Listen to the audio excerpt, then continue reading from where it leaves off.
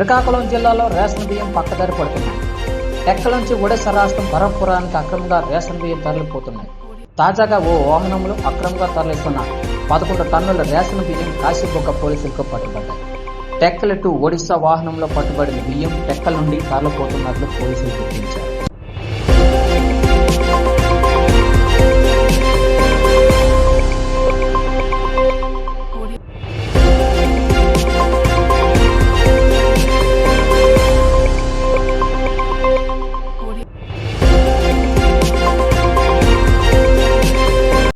Deputy తహసీల్దార్ మందస పలాసలో పనిచేస్తున్నాను. నా పేరు తిరుపతిరావు.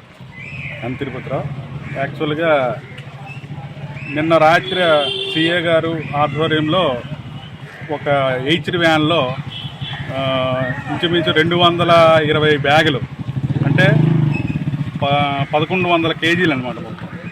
అది వాళ్ళు సీజ్ చేయడం జరిగింది వెహికల్తో పాటు.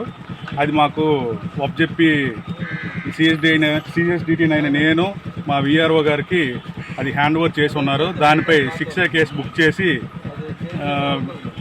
అదనపు రిపోర్టు మేము పైకి జేసీ గారికి అందజేస్తాము. అలాగే సిఏ గారికి కూడా ఒక కాపీ ఈరోజు ఇప్పించే ఏర్పాటు చేస్తామండి. సార్ 1100 కేజీలు 11,000 కేజీల 11,000 కేజీలు 11,000 అది ఎన్ని క్వింటల్ లెక్క ఎంత వస్తుంది? 10 క్వింటాలు చిల్లర ఉంటుంది. సార్ మీ దీంట్లో అది ఏమని వచ్చే వాటి బిల్లు చూపెట్టి నార్మల్ రైస్ అని అంటున్నాడు కదా, ఏంటిది? నార్మల్ రైస్ అయితే కాదు, పీడిఎస్ఏ.